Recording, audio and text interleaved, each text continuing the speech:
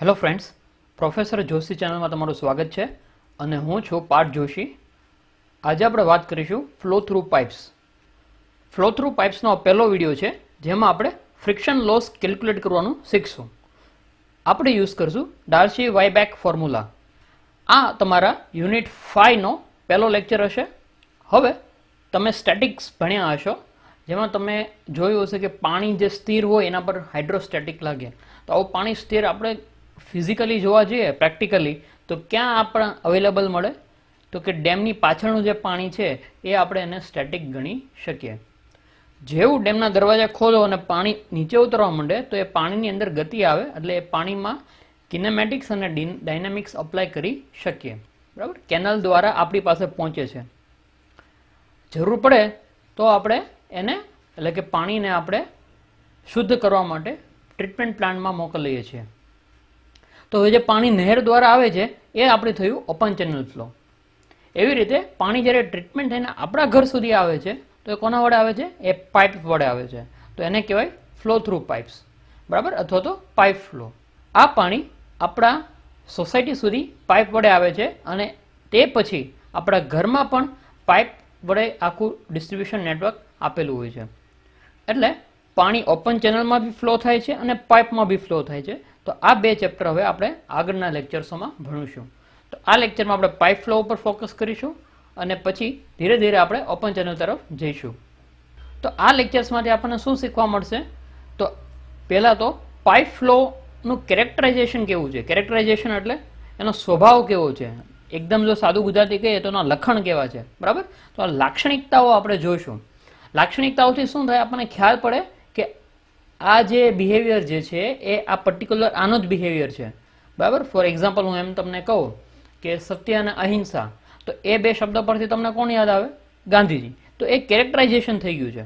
એ પછી આપણે શીખશું કે ડાર્સી વાયબેક ઇક્વેશનના ઉપયોગથી આપણે હેડ લોસ કેવી રીતે કેલ્ક્યુલેટ કરી શકીએ, બરાબર. આ બધું આપણે આજના વિડીયોમાં જોઈશું.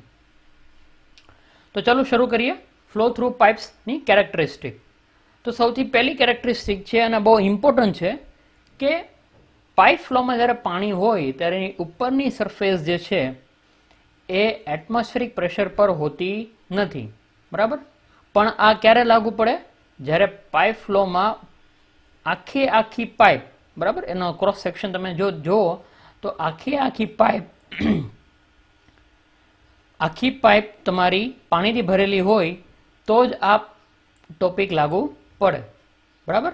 જો જ્યારે આખી પાઇપ પાણી વડે ભરેલી હોય તો પાણી ફૂલ પ્રેશરમાં જતું હોય. જો પાણી ફૂલ પ્રેશરમાં જતું હોય ત્યારે એની ઉપરની સપાટી પર એટમોસ્ફેરિક પ્રેશર લાગે નહીં. પરંતુ અમુક કેસ એવા બી હોય કે જેમાં પાઇપની અંદર આખી પાઇપ ભરેલી હોતી નથી પાણીથી, બરાબર. ઉપરનો પોર્શન આવી રીતે ખાલી હોઈ શકે છે. તો એ કેસમાં ઉપર એટમોસ્ફેરિક પ્રેશર લાગી પણ શકે છે, બરાબર. એટલે એ આપણે જોવાનું થાય કે પાઇપ આખી ભરેલી છે કે આખી ભરેલી નથી. આપણે આ જે વિડીયોમાં અથવા તો આપણા સિલેબસમાં જે ભણવાનું છે એ કયું ભણવાનું છે? એવી પાઇપ કે જેમાં પાણી આખું રન થાય છે, બરાબર. તો એવા કેસ માટે આપણે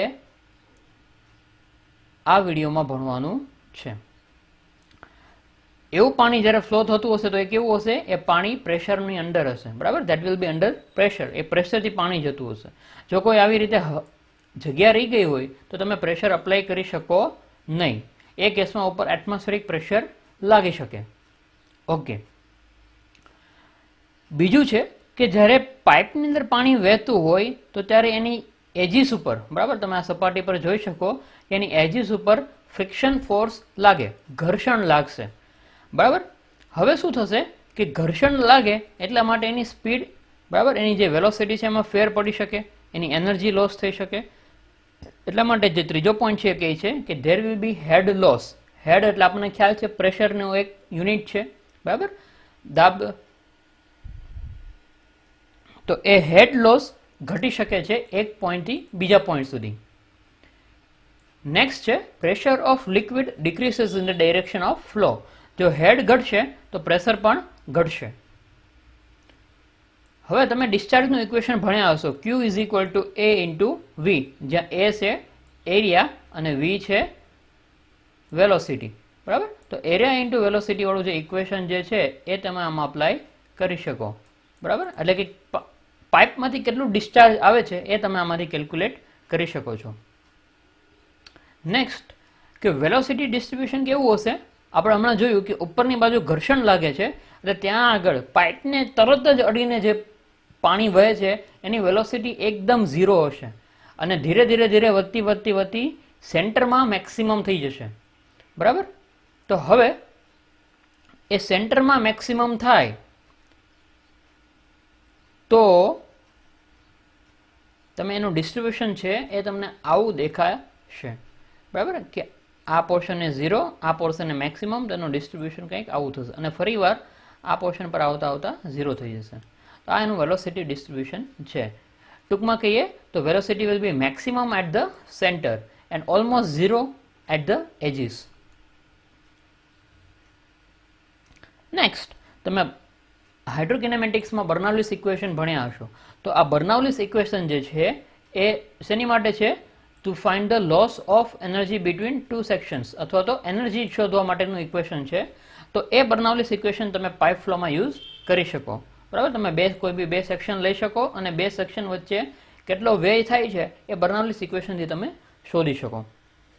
બીજું છે કે તમે રેનોલ્ડ્સ નંબર યુઝ કરીને, બરાબર, તમે ભણ્યા હશો કે રેનોલ્ડ્સ નંબર શેની માટે છે? તો રેનોલ્ડ્સ નંબર આપણને કેટેગરાઇઝ કરે છે કોઈ લિક્વિડને કે એ લેમિનાર છે, ટ્રાન્ઝિશન છે કે ટર્બ્યુલન્ટ છે. તો એની ઇક્વેશન આપણને ખ્યાલ છે કે રેનોલ્ડ્સ નંબર જો 2000 કરતાં ઓછી હોય તો કેવો હશે? લેમિનાર હશે અથવા તો સ્મૂથ ફ્લો હશે. એ જો 4000 કરતાં વધારે હશે તો એ ટર્બ્યુલન્ટ એટલે કે રફ ફ્લો હશે. પણ જો 2000 અને 4000 ની વચ્ચે હશે તો એ લેમિનાર અને ટર્બ્યુલન્ટની વચ્ચે ટ્રાન્ઝિશન સ્ટેટમાં હશે. ટ્રાન્ઝિશન સ્ટેટ એટલે ઉદાહરણ તરીકે જો આપણે જોવું હોય તો એમ કહી શકીએ કે માનો કે તમે 10મું ધોરણ પાસ કર્યું છે, બરાબર. જો તમે 10મા ધોરણને ભણતા હો તો તમે લેમિનાર ગણી શકો, બરાબર. તમે 10મા ધોરણની એક સાઈડ છો, બરાબર, તમે હજી ભણો છો. પણ તમે જો 10મા ધોરણનું તમારું રિઝલ્ટ આવી ગયું છે, તમે પાસ થઈ ગયા છો, બરાબર, તો તમે કેવા સ્ટેટમાં છો? વચ્ચેના ફેઝમાં છો કે હવે તમે વેકેશનમાં છો. હવે તમે 10મા ધોરણ પછી કોઈ બીજી જગ્યામાં એડમિશન લીધું, માનો કે તમે કોલેજમાં એડમિશન લીધું, બરાબર. તો હવે તમારે એડમિશન મળી ગયું છે એટલે તમે હવે એ આ ફેઝમાંથી બહાર આવી ગયા. તો વચ્ચેનો જે ફેઝ છે, રિઝલ્ટ આવ્યા પછીનો ફેઝ એ કેવો છે? ટ્રાન્ઝિશન ફેઝ છે, જેમાં તમે 10મું તો પાસ કરી લીધું એટલે તમે 10મામાં તો નથી ગણાતા, પણ તમે કોલેજમાં એડમિશન હજી લીધું નથી. તો એ સ્ટેટ કેવો છે? ટ્રાન્ઝિશન ફેઝ છે, જ્યાં તમે વચગાળાના સમયમાં છો. તો એ તમારું થાય ટ્રાન્ઝિશન ફ્લો. ઓકે, તો આ હતી કેરેક્ટરિસ્ટિક. શું હતું ફરી એકવાર જોઈ લઈએ કે ઉપરની સરફેસ જે છે એ એટમોસ્ફેરિક પ્રેશર ઉપર નહીં હોય, કારણ કે પાઇપ ફૂલ રન થાય છે એવું આપણે સિલેબસમાં આપણે ભણવાનું છે. બીજું કે પાઇપ પાણીમાંથી પાસ થશે તો એની એજીસ ઉપર ફ્રિક્શન લાગશે, ઘર્ષણ લાગશે. જો એના એજીસ ઉપર ઘર્ષણ લાગે તો એમાં હેડનો લોસ થાય. હેડનો લોસ થાય તો પ્રેશરનો લોસ થાય, બરાબર. અને એ કેવી રીતે થાય? તો કે ઉપરની જે વેલોસિટી છે એ ઓલમોસ્ટ 0 હશે અને વચ્ચેની જે વેલોસિટી હશે એ મેક્સિમમ હશે. અને ડિસ્ચાર્જનું જે ઇક્વેશન છે Q is equal to AV, A equation આપણે અહીંયા યુઝ કરી શકીએ, બરાબર. અને નેક્સ્ટ છે કે બર્નૌલીસ ઇક્વેશન બી અહીંયા યુઝ કરી શકીએ અને રેનોલ્ડ્સ નંબરથી આપણે એ ફ્લુઇડને કેટેગરાઇઝ કરી શકીએ કે લેમિનાર છે, ટ્રાન્ઝિશન છે કે ટર્બ્યુલન્ટ છે. તો આ એની થઈ કેરેક્ટરિસ્ટિક્સ એટલે કે એના લક્ષણો. હવે આપણે અહીંયા જોયું કે પાઇપ ફ્લોની અંદર ફ્રિક્શન લોસની હિસાબે એમાં વ્યય થાય છે, બરાબર. તો એવા બીજા કેવા કેવા લોસીસ છે, બરાબર, એ આપણે જોઈએ. તો પાઇપ ફ્લોમાં જે હેડ લોસ થાય છે એ મુખ્ય બે રીતે આપણે કેટેગરીઝ કરી શકીએ. પહેલું છે મેજર લોસ, જે ફ્રિક્શનથી થાય છે, જે આપણે હમણાં ડિસ્કસ કર્યું. અને બીજું છે માઇનર લોસીસ, બરાબર. તમે પાઇપ નેટવર્ક હોય પાઇપનું તો એની અંદર શું હોય કે પાણી એક મોટા કન્ટેનરમાંથી પાઇપની અંદર આવતું હોય, પછી પાઇપ એક જગ્યાએથી બીજી જગ્યાએ પહોંચાડે તો એની અંદર બહુ બધા ફિટિંગ્સ આવતા હોય, બરાબર. તો પાઇપ કાં તો એન્ટ્રી અથવા એક્ઝિટ લેતું હોય, કાં તો ફિટિંગ્સ આવતા હોય, કાં તો પછી પાઇપનો ડાયામીટર નાનામાંથી મોટો અથવા તો મોટામાંથી નાનો થઈ શકે, એને કહેવાય કોન્ટ્રાક્શન અથવા તો એનલાર્જમેન્ટ. જ્યારે આવા બધા ફેક્ટર્સ આવતા હોય અથવા તો વચ્ચે કોઈ તમે ઇક્વિપમેન્ટ મૂક્યું છે પ્રેશર માપવા માટે અથવા તો બીજું કોઈ વચ્ચે કોઈ ઓબ્સ્ટેકલ્સ આવતા હોય તો આ બધાથી કંઈક માઇનર લોસીસ થતા હોય છે. તો એ જ્યારે આપણે એક સોર્સથી બીજા સોર્સ સુધી પાણી પહોંચાડવું છે તો આવો જો લોસ થાય છે તો એ લોસ આપણે ધ્યાનમાં લેવો જોઈએ. નહીંતર અહીંયા માનો કે આપણે 10 પ્રેશરનું ગણતરી કરીને પાણી પહોંચાડતા હોય અને 6નો લોસ થતો હોય તો પ્રેશર છેલ્લે એન્ડ ઉપર પહોંચે કેટલું પહોંચે? 4 ઉપર જ પહોંચે. તો જે જોઈતું હતું એટલું પ્રેશર પહોંચતું નથી. પણ જો આપણે લોસ ઓલરેડી આપણને ખ્યાલ હોય કે 6નો લોસ થશે તો આપણે પહેલેથી જ તે આની અંદર 6 ઉમેરીને પાણી મોકલીએ, બરાબર. તો આપણે હવે 16નું પ્રેશર મોકલીએ તો હવે ત્યાં પહોંચતા પહોંચતા 6ના લોસ સાથે આપણને કેટલું મળશે? જેટલું જોઈતું હતું એટલું પ્રેશર મળે છે, બરાબર. એટલા માટે હેડ લોસ કેલ્ક્યુલેટ કરવું ફરજિયાત છે. એનું ઇમ્પોર્ટન્સ આપણને અહીંયા ખ્યાલ પડે કે હેડ લોસ કેલ્ક્યુલેટ કરવાથી આપણે એક્ઝેક્ટ પ્રેશર પહોંચાડી શકીએ જે સોર્સ ઉપર આપણે પહોંચાડવું છે એ, બરાબર. તો ફરી એકવાર જોઈ લઈએ કયા ટાઈપનો લોસ છે. મેજર લોસ અને માઇનર લોસ. મેજર લોસમાં ફ્રિક્શન આવે છે અને માઇનર લોસીસમાં પાઇપનું જે નેટવર્ક છે એની અંદરના જે અરેન્જમેન્ટ છે એની હિસાબેના માઇનર લોસ છે. તો આ વિડીયોમાં આપણે મેજર લોસીસ માટેનું ફોકસ છે, બરાબર. તો મેજર લોસીસ શેની હિસાબે થાય છે? ફ્રિક્શનની હિસાબે. તો હેડ લોસમાં મેજર લોસ ફ્રિક્શનની હિસાબે થાય છે અને એ તમારે જો કેલ્ક્યુલેટ કરવું હોય તો આપણી પાસે બે ફોર્મ્યુલા છે. એક છે ડાર્સી-વાયબેક ફોર્મ્યુલા અને બીજું છે છેજિસ ફોર્મ્યુલા. આ વિડીયોમાં આપણે ડાર્સી-વાયબેક ફોર્મ્યુલા પર ફોકસ કરીશું. ઓકે. બીજું કે જ્યારે કોઈ લિક્વિડ ફ્રિક્શનની હિસાબે લોસ થાય છે પાઇપમાં, બરાબર, તો એમાં શું હોય છે? તો એ જે ફ્રિક્શનના લોસ થાય છે એ વેલોસિટીથી પ્રોપોર્શનેટ છે, બરાબર. કેવી રીતે પ્રોપોર્શનેટ છે? તો અમુક પાવરમાં પ્રોપોર્શનેટ છે, બરાબર. એટલે તમે જોઈ શકો તો જે હેડ લોસ થાય છે that is proportionate in the function of v⁻n, બરાબર. જ્યાં n ની વેલ્યુ કોઈ બી હોઈ શકે 1.5 થી 2 ની વચ્ચે, બરાબર. કેમ? કારણ કે આપણે આ જે છે એ ટર્બ્યુલન્ટ ફ્લોની વાત કરીએ છીએ, બરાબર. ટર્બ્યુલન્ટ ફ્લો એટલે કે જે સ્મૂથ નથી, બરાબર. તો ટર્બ્યુલન્ટ ફ્લોમાં જે ફંક્શન જે છે એ v⁻n છે. ઓકે. બીજું કે એ પ્રોપોર્શનેટ છે. પ્રોપોર્શનેટ એટલે કે જેમ આ ચેન્જ થશે એવી રીતે આ પ્રોપોર્શનેટલી ચેન્જ થશે. માનો કે આ ડબલ થાય તો એના પ્રોપોર્શનમાં આ ચેન્જ થશે. એવી રીતે ડેન્સિટી ઓફ ફ્લુઇડ સાથે એ પ્રોપોર્શનેટ છે, બરાબર. ડેન્સિટી આપણે ભણી ગયા ટ્યુટોરિયલમાં. એવી જ રીતે સરફેસ એરિયા સાથે પ્રોપોર્શનેટ છે, બરાબર. કેટલો સરફેસ એરિયા છે એના ઉપર ફ્રિક્શન લાગશે. જેમ સરફેસ એરિયા વધારે એમ ફ્રિક્શન વધારે લાગે, એમ હેડ લોસ વધારે થાય. એવી જ રીતે nature of surface in contact. કેવું નેચર છે? સ્મૂથ સરફેસ હોય તો ઓછું ફ્રિક્શન લાગશે, ખરબચડું નેચર હોય તો વધારે ફ્રિક્શન લાગશે, બરાબર. તો આવી રીતે હેડ લોસ પ્રોપોર્શનેટ છે. ઓકે. તો હવે આપણે ડાર્સી-વાયબેક ફોર્મ્યુલા જોઈએ કે એનાથી આપણે કેવી રીતે હેડ લોસ કેલ્ક્યુલેટ કરી શકીએ. તો એની પહેલાં આપણે ધારીએ કે એક પાઇપ છે, બરાબર, કે એ પાઇપની અંદર પાણી વહે છે. તો કોઈ બી થિયરી જ્યારે આપણે સ્ટાર્ટ કરીએ એની પહેલાં અમુક ધારણાઓ ધારતા હોય જેને આપણે એઝમ્પશન્સ કહેતા હોઈએ, બરાબર. તો આવા એઝમ્પશન્સ આમાં બી છે. શું એઝમ્પશન્સ છે? પહેલું એઝમ્પશન એ છે કે પાઇપ યુનિફોર્મ છે અને હોરિઝોન્ટલ રાખેલી છે, બરાબર. યુનિફોર્મ એટલે કે એનું જે ડાયામીટર જે છે એ કોન્સ્ટન્ટ રહેશે થ્રુ આઉટ. માનો કે આપણે ધારી લઈએ કે ડાયામીટર d છે, બરાબર. અને બીજું છે કે ફ્લો સ્ટેડી છે. હવે તમે કિનેમેટિક્સમાં ટાઈપ્સ ઓફ ફ્લો ભણી ગયા, બરાબર. Steady flow. તો એ સ્ટેડી ફ્લો છે એટલે કે એની વેલોસિટી જે છે એ કેવી રહેશે? કોન્સ્ટન્ટ રહેશે with respect to time. Okay. તો હવે સ્ટેડી ફ્લોમાં એની વેલોસિટી આપણે ધારી લઈએ કે વેલોસિટી એની v છે, બરાબર. તો આપણે અહીંયા બે વસ્તુ ધારી, એક તો ડાયામીટર d છે અને વેલોસિટી v છે. હવે આપણે કોઈ બે પોઈન્ટ લઈએ આ પાઇપમાં, કોઈ બે સેક્શન લઈએ, સેક્શન 1 અને સેક્શન 2, અને એવું ધારીએ કે સેક્શન 1 પર જે પ્રેશર છે એ P1 છે અને સેક્શન 2 પર જે પ્રેશર છે એ P2 છે. અને આ બે પોઈન્ટ વચ્ચેની જે લંબાઈ છે એ લંબાઈને આપણે એની જે લેન્થ જે છે એને લેન્થને L કહીએ, રાઈટ. તો જો ફ્રિક્શન ના હોય તો શું થાય? તો ફ્રિક્શન ન હોય તો હેડ લોસ 0 થાય. હેડ લોસ 0 થાય એનો મતલબ કે pressure P1 is equal two pressure P2. પ્રેશરનો કોઈ વ્યય થતો નથી. આ કેવી કન્ડિશન છે? આદર્શ કન્ડિશન છે. This is an ideal condition. પણ એવું શક્ય નથી. આપણને ખ્યાલ છે કે ફ્રિક્શન આવવાનું છે. તો ફ્રિક્શનની હિસાબે કેવી રીતે થાય તો એ આપણે ગણીએ. તો ફ્રિક્શનની હિસાબે આપણે જોઈએ કે ફ્રિક્શનની હિસાબે અમુક વ્યય થતો હોય તો એને આપણે HF ધારી લઈએ. તો આપણે એમ કહી શકીએ કે હેડ લોસ જે થાય છે એ કેટલું છે? HF. તો એ ફ્રિક્શન ક્યાં લાગે છે? એ ફ્રિક્શન લાગે છે આ સરફેસ ઉપર. પાણી અને પાઇપનો જે કોન્ટેક્ટ સરફેસ છે ત્યાં આગળ એનો ફ્રિક્શન લાગે છે.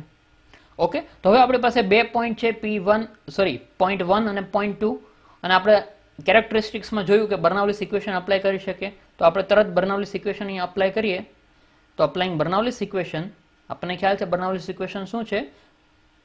P1 by rho g plus V1 square by 2g plus H1 is equal to P2 by rho g plus V2 square by 2g plus H2. આવું તમે ભણ્યા છો.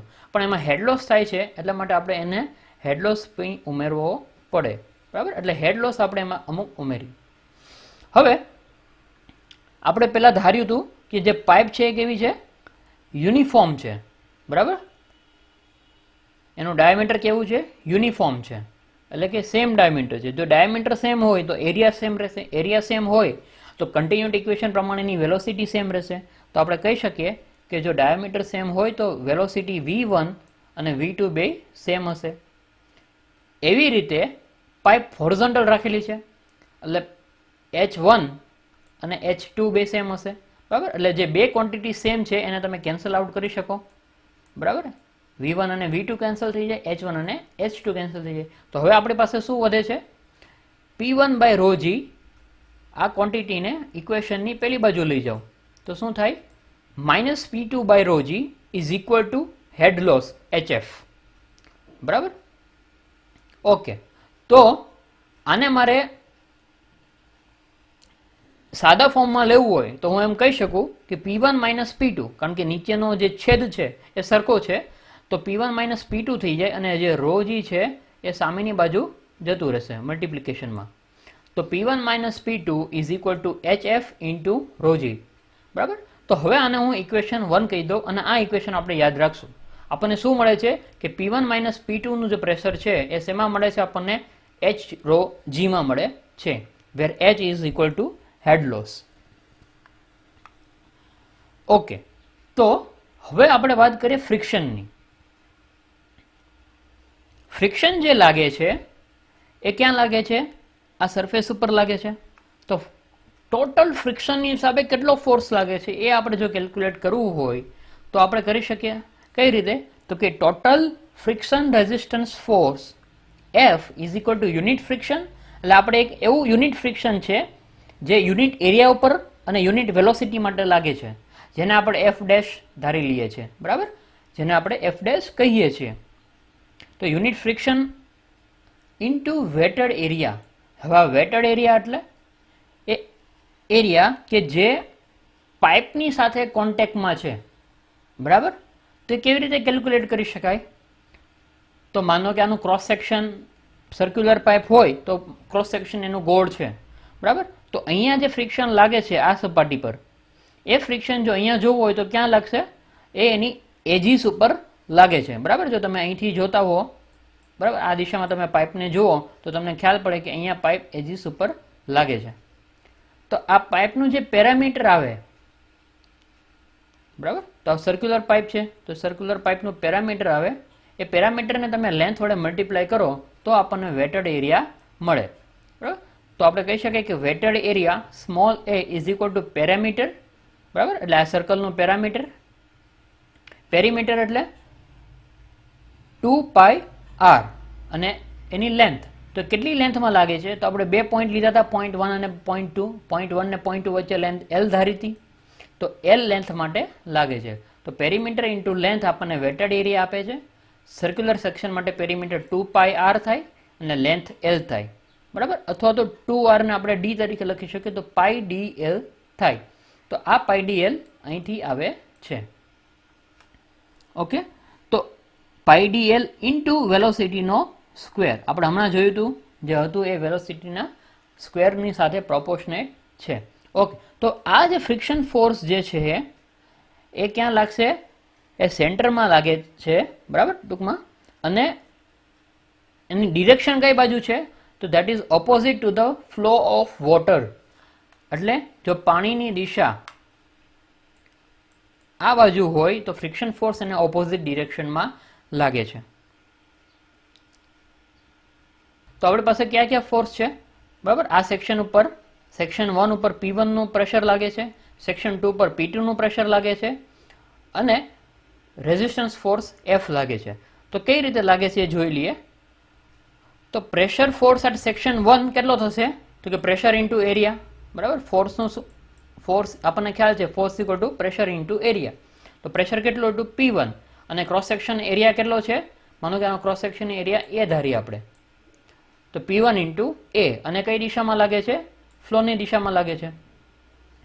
બીજું, પ્રેશર ફોર્સ એટ સેક્શન 2 ના સેક્શન પર pressure force કઈ બાજુમાં લાગે છે? એ આ દિશામાં લાગે છે, ઓપોઝિટ ટુ પ્રેશર P1. તો એમાં ટોટલ ફોર્સ કેટલો છે? P2 ઇન્ટુ એ, જ્યાં A is area of cross section. ત્રીજો ફોર્સ કયો લાગે છે? Friction force. એ કેટલો હતો આપણે હમણાં જોયો? Friction force F is equal to F dash into pi D L into V square. બરાબર, તો નેટ ફોર્સ કેટલો થાય? આ દિશામાં જેટલો ફોર્સ આવતો હોય દેટ ઇઝ ઇક્વલ ટુ આ દિશામાં જેટલો ફોર્સ આવતો હોય એ. તો શું થશે? Net force is equal two P1A is equal two P2A વત્તા F. આ ઇક્વેશનને સાદું કરીએ તો શું થાય? P2A ને હું આ બાજુ લઈ જાઉં તો શું થાય? P1A minus P2A. એમાંથી એ કોમન કાઢી લો તો મને આ મળે P1 minus P2 into A is equal to F.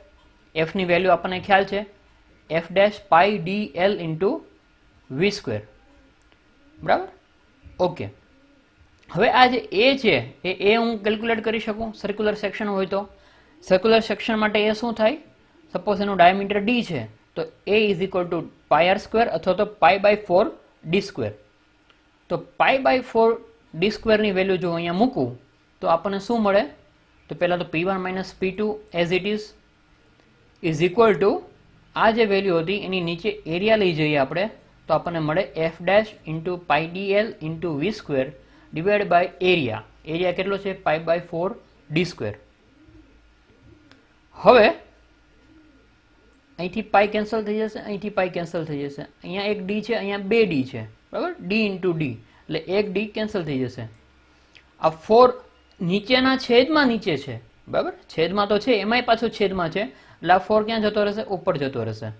તો આને સિમ્પ્લિફાઈ ઇક્વેશન કરવું હોય તો આપણે લખી શકાય કે P1 minus P2 is equal to 4F dash into l, પાઈના ડી જતા રહ્યા, into V square divide by 4 તો ઉપર જતો રહ્યો, 2 ડીમાંથી 1 ડી વધ્યો એટલે ડી, એટલે 4F dash L V square divide by D. આને હું ઇક્વેશન 2 કહી દઉં. એટલે આપણી પાસે બે ઇક્વેશન મળ્યા. પહેલું ઇક્વેશન યાદ કરો તો P1 minus P2 is equal to H rho G એવું ઇક્વેશન હતું અને આ બીજું ઇક્વેશન P1 માઇનસ P2.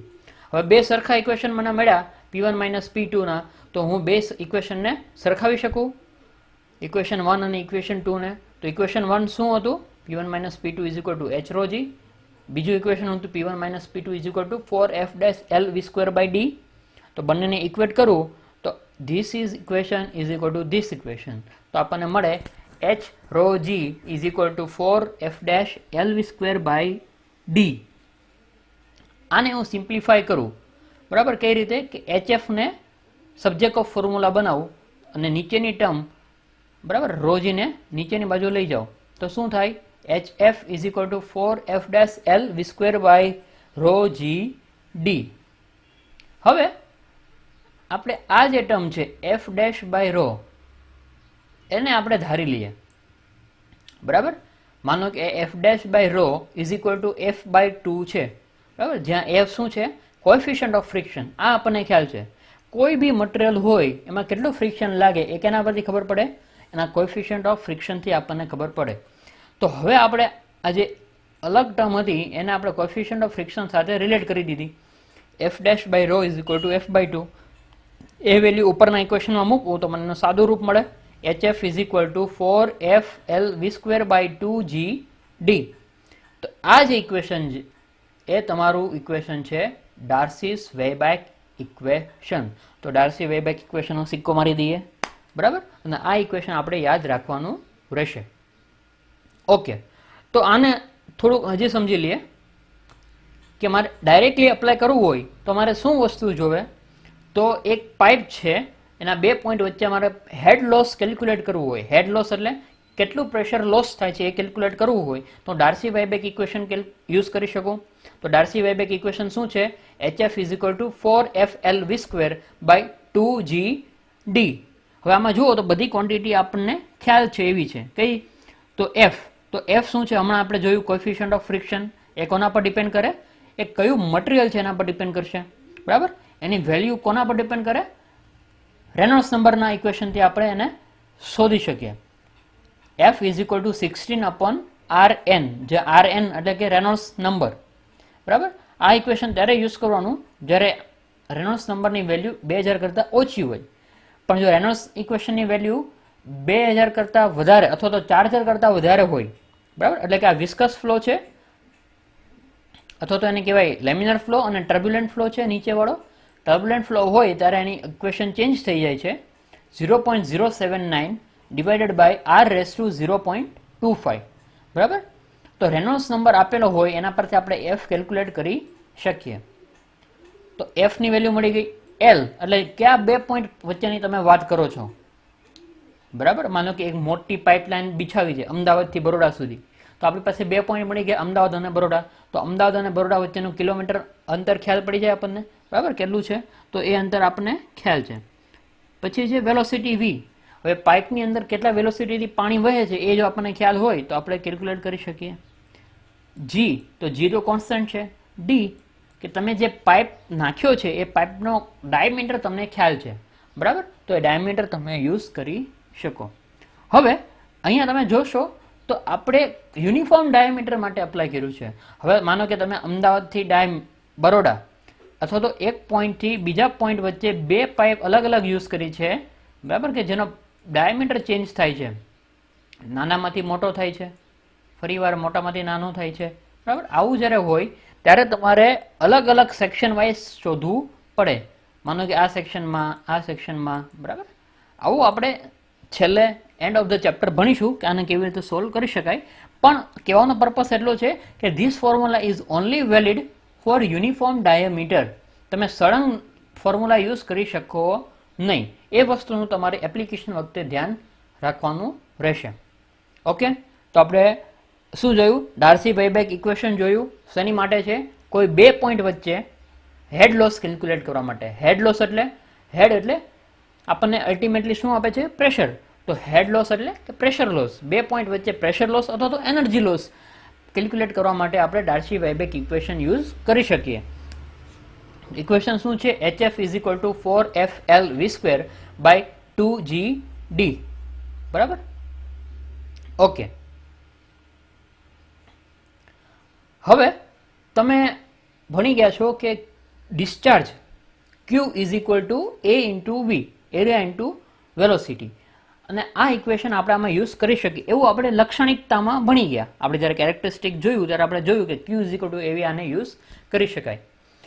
તો અમુક જગ્યાએ જ્યારે ડિસ્ચાર્જ આપ્યું હોય ત્યારે હેડલોસ કેવી રીતે કેલ્ક્યુલેટ કરી શકાય? તો એની માટે આપણે V ને Qના ફોર્મ્સમાં લખી શકીએ. આ ઇક્વેશન પરથી Q is equal to AV હોય તો V is equal to Q by A, બરાબર. તો એનું સાદું સ્વરૂપ આપણે આપીએ તો Q બાય A. જો સર્ક્યુલર પાઇપ આપણે લીધી હોય તો એનો એરિયા કેટલો થાય? ડાયામીટર D હોય તો π/4d², બરાબર. તો એ અહીંયા લખ્યું છે A ની બદલે π/4d². તો 4 જે છે એ ઉપર જતો રહે કારણ કે એ છેદમાં છે એટલે ઉપર જતો રહેશે. તો આપણને સાદું ફોર્મ મળે V is equal to 4Q divide by πd², બરાબર. હવે આપણને હેડનું ઇક્વેશન ખ્યાલ છે, એમાં v² ની વેલ્યુ આવે છે, બરાબર. તો આને આપણે સ્ક્વેર કરીએ તો શું મળે આપણને? v square is equal to 4 નો સ્ક્વેર 16, q નો સ્ક્વેર q સ્ક્વેર, પાઈ નો સ્ક્વેર પાઈ સ્ક્વેર અને d સ્ક્વેર નો સ્ક્વેર d રેઝ ટુ 4. બરાબર, તો v સ્ક્વેરની વેલ્યુ આપણને મળી ગઈ. એને હવે આપણે હેડ લોસના ઇક્વેશનમાં મૂકીએ તો આપણને એનું સિમ્પ્લિફાય ફોર્મ મળી શકે. ચાલો મૂકી જોઈએ. તો 4fl 2gd એમ નામ રાખીએ અને v સ્ક્વેરની વેલ્યુ બાજુમાં મૂકી દઈએ. તો 4fl બાય 2gd એમ નામ મૂકીએ ગુણ્યા 16q square by pi square d4. આ જે વેલ્યુ હતી એમ નામ બેઠી મૂકી દીધી. તો હજી આને સિમ્પ્લિફાય કરી શકાય. બરાબર, કઈ રીતે? તો આમાં 4 કોન્સ્ટન્ટ છે. બરાબર, 2 કોન્સ્ટન્ટ છે, g કોન્સ્ટન્ટ છે, પાઈની વેલ્યુ કોન્સ્ટન્ટ છે 3.14 અને 16 કોન્સ્ટન્ટ છે. તો બધા કોન્સ્ટન્ટની જો વેલ્યુ આપણે મૂકીને એને સોલ્વ કરીએ તો શું આવે જોઈએ?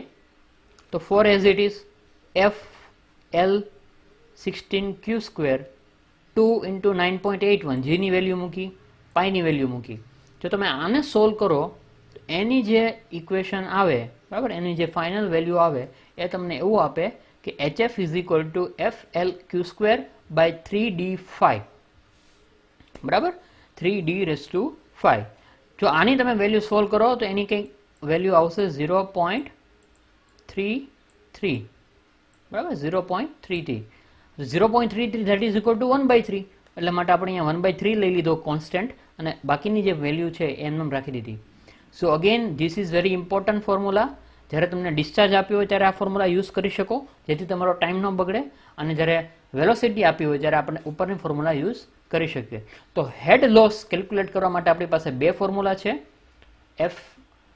વેલોસિટી આપી હોય ત્યારે hf is equal to 4fl v square by 2gd અને ડિસ્ચાર્જ આપ્યો હોય ત્યારે hf is equal to flq square by 3d raise to 5. તો બે ઇક્વેશન છે આપણી પાસે. ફટાફટ ન્યુમેરિકલ સોલ્વ કરી લઈએ. Okay, let us solve this numerical. જેમાં આપ્યું છે find the head loss due to friction in a pipe of diameter 250 mm. 250 mm વ્યાસ ધરાવતી એક પાઇપ છે જેની લંબાઈ 75 મીટર છે, 2 પોઈન્ટ વચ્ચેની. એની વચ્ચે આપણે હેડ લોસ શોધવાનો છે અને એમાં જે વેલોસિટી છે પાણીની કેટલી છે? 5.2 મીટર પર સેકન્ડ. બરાબર, એ જ વસ્તુ ગુજરાતીમાં લખી છે. અને કોએફિશિયન્ટ ઓફ ફ્રિક્શન જે છે એ આપેલો છે 0.003. તો સૌથી પહેલાં આપણે રીતિ રિવાજ પ્રમાણે લખી નાખશું. બરાબર, શું છે? Given pipe diameter d is equal two 250 mm, પાઇપની લેન્થ આપી છે 75 મીટર, વેલોસિટી ઓફ વોટર આપ્યું છે 5.2 મીટર પર સેકન્ડ, અને શું આપ્યું છે બીજું? Friction coefficient 0.003. સાથે આપણે શું લખશું? ટુ ફાઇન્ડ, શું શોધવાનું છે? Friction loss hf between 2 points. Okay, અત્યાર સુધી આપણે શું ભણ્યા છે? ફ્રિક્શન લોસ ડ્યુ ટુ, અથવા તો કઈ ફોર્મ્યુલાની હિસાબે આપણે કઈ ફોર્મ્યુલાથી આપણે hf કેલ્ક્યુલેટ કરવા માટે કઈ ફોર્મ્યુલા ભણ્યા? Darcy Weisbach equation. તો એ કઈ છે? વેલોસિટી માટે hf is equal to 4fl v square by 2gd. તો આમાં બધી વેલ્યુ આપી છે એ જોઈ લઈએ એકવાર. f ની વેલ્યુ આપી છે, ઓકે. l ની વેલ્યુ આપી છે અને મીટરમાં છે એટલે ઓકે. v એટલે વેલોસિટી મીટર પર સેકન્ડમાં આપી છે, ઓકે. g ની વેલ્યુ નથી આપી પણ આપણને ખ્યાલ છે 9.81, ઓકે. d એટલે ડાયામીટર વેલ્યુ આપી છે પણ શેમાં છે? mm માં છે. તો mm માંથી મીટરમાં કન્વર્ટ કરવું હોય તો ઇઝી છે. બરાબર, 1 મીટર 1000 mm, તો 1 mm એ કેટલા? 10⁻³ આ છેલ્લી વાર હું દેખાડું છું. હવેથી આવા કન્વર્ઝન હું દેખાડીશ નહીં. બરાબર, આ સ્વાભાવિક કન્વર્ઝન છે, આ દરેક વિદ્યાર્થીને આવડવા જોઈએ, બેઝિક કન્વર્ઝન છે. તો 250 ડિવાઇડ બાય 1000 તો કેટલું આવશે? 0.25 મીટર. હવે બધી જ વેલ્યુ આપણી પાસે છે, ફોર્મ્યુલા આપણી પાસે છે. ડાયરેક્ટ ફોર્મ્યુલામાં એક વેલ્યુ મૂકીએ તો આપણને એનો જવાબ આવશે 4.96. પોઈન્ટ પછી 2 ડિજિટ લખ્યા છે અને શું ઘટે છે અહીંયા? યુનિટ. તો કઈ યુનિટ આવશે? બધું એસા યુનિટમાં ચાલે છે તો અહીંયા કઈ યુનિટ આવશે? મીટર. બરાબર, તો 2 પોઈન્ટ વચ્ચે એટલો હેડ લોસ થાય છે. બરાબર, ઓકે. તો ફટાફટ બીજો ફોર્મ્યુલા, બીજો ન્યુમેરિકલ કેલ્ક્યુલેટ કરીએ.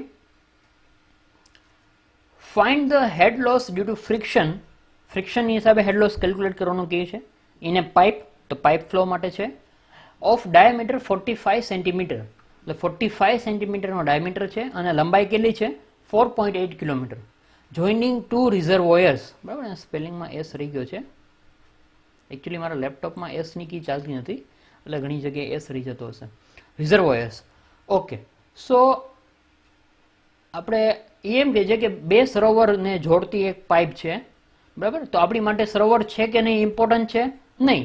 આપણે શું જોવે છે? ફક્ત 2 પોઈન્ટ જોવે છે. એ પછી 2 સરોવર હોય, 2 નદી હોય, 2 દરિયા હોય કે 2 નાની નાની ટાંકી હોય, એનાથી આપણને મતલબ નથી. આપણે 2 પોઈન્ટ જોવે અને 2 પોઈન્ટ વચ્ચેનું ડિસ્ટન્સ જોવે. તો ડિસ્ટન્સ આપણને આપેલું છે, કેટલું આપ્યું છે? 4.8 કિલોમીટર. તો ફરીવાર આપણે રીતિ રિવાજ પ્રમાણે જે જોતું હોય એ લખી લેશું. શું આપ્યું છે? ડાયામીટર ડી 45 સેન્ટીમીટર આપ્યું છે, પણ શેમાં છે? સેન્ટીમીટરમાં છે, એટલે એને કન્વર્ટ કરવું પડશે.